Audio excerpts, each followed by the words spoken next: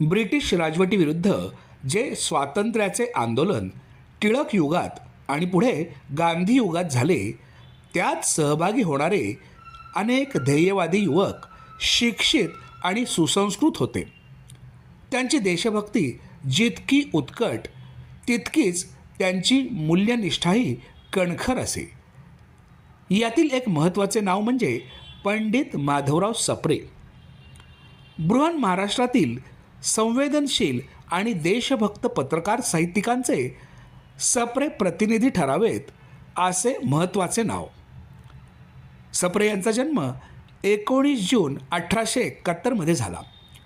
ग्वाल्हेर, कलकत्ता येथे BA LLB पर्यंत ते शिकले. पण ब्रिटिश सरकारची नोकरी अजिबात करायची नाही आणि लोकमान्य टिळकांच्या आदेशाप्रमाणे वागून स्वातंत्र्य लढ्यात जीव ओतून काम करायचे हे त्यांनी मनोमन ठरवले होते. मराठी भाषा आणि संस्कृतीविषयी प्रेम, लोकमान्य टिळक हा आदर्श आणि मध्य प्रदेश ही कर्मभूमी. विलासपूर नजीकच्या पेंढरा संस्थानाच्या राजपुत्रांची शिकवणी करून जे पैसे मिळवले, त्यातून त्यांनी छत्तीसगड मित्र हे हिंदी मासिक सुरू केले. त्यांनी मुख्यतः समीक्षात्मक लेखन केले, वैज्ञानिक विषयावर निबंध लेखन केले. एक टोकरीभर मिट्टी ही त्यांनी लिहिलेली कथा खूपच गाजली. ती आधुनिक हिंदी वाङ्मयातील पहिली कथा मानली जाते. यात त्यांनी वास्तव आणि शोषक वृत्तीविरुद्ध आवाज उठवला आहे. लोकमान्य टिळकांच्या केसरीचे हिंदी अनुवाद उत्तर भारतात प्रस्तुत करण्यामुळे त्यांचा छळ केला गेला. लोकमान्यांच्या गीता रहस्य याचे प्रकाशन झाल्या झाल्या त्याचा हिंदी अनुवाद करून तो देशात दूरवर प्रस्तुत करण्यातही सप्रे आघाडीवर राहिली.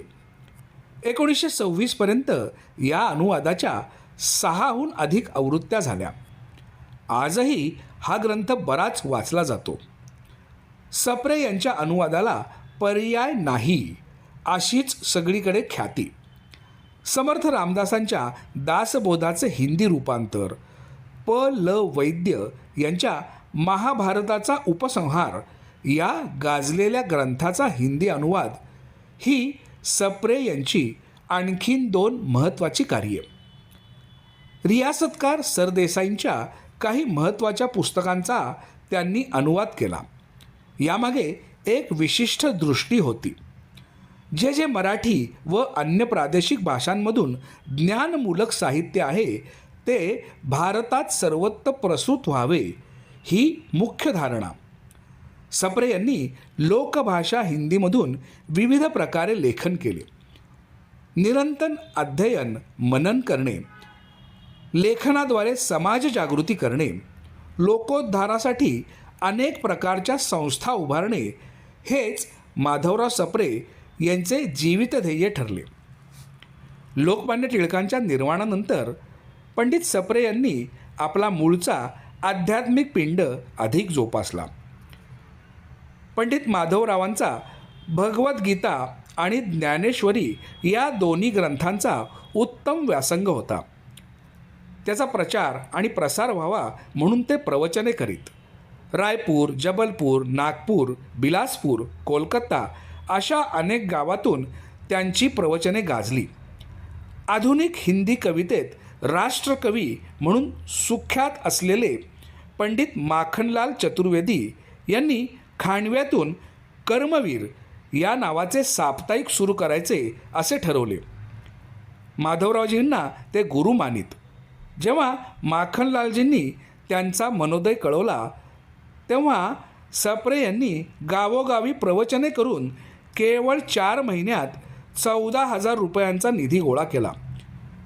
1924-25 सालातली ही गोष्ट. वर्धा येथील एक अधिकारी रामदासी साधक श्रीधर परांजपे यांच्याकडून रीतसर दीक्षा घेऊन वर्षभर पंडित माधवराव सप्रे यांनी साधना केली. त्यांच्या प्रभावाने ते कीर्तन विद्याही शिकले. नारदीय कीर्तन, पारंपरिक कीर्तन आणि रामदासी सांप्रदायिक कीर्तन ते प्रभावीपणे करीत. पंडित सप्रे यांनी राजकीय पक्षांच्या राजकारणापासून अलिप्त राहून स्वातंत्र्य लढ्यात हिरिरीनं भाग घेतला. लोकभाषा आणि लोकसंख्या यांच्या माध्यमातून ते जनसामान्यांपर्यंत पोहोचले. सामाजिक समता, बंधुता, सहिष्णुता यांच्याबरोबरच देशप्रेम हवे, ज्ञानलालसा हवी, कर्तव्य भावना हवी असे त्यांना मनोमन वाटे. त्यांनी जबलपूरला साहित्यिकांची एक लोकभाषा संस्था स्थापन केली. रायपूरला महिला प्रशाळा सुरू केली. अनाथालय, राष्ट्रीय विद्यालय निर्माण केले. त्या काळी सरकारी अनुदान मिळण्याची अजिबात शक्यता नव्हती. पंडित सप्रे यांनी लोकाश्रय मिळवण्यासाठी संत साहित्यावर प्रवचने, कीर्तने, व्याख्याने यांचा मार्ग स्वीकारला. त्यांच्या मधुरवाणीमुळे आणि विशुद्ध आचरणामुळे त्यांना लोकविश्वास लाभला.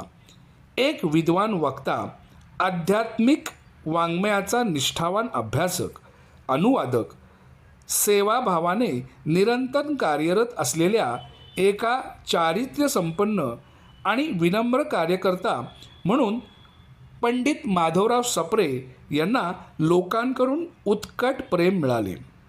आजही पंडित माधवराव सप्रे हे मध्य भारतीय प्रदेशातील विविध राज्यात लोकमान्य म्हणून सुप्रतिष्ठित आहेत, संस्मरणीय आहेत.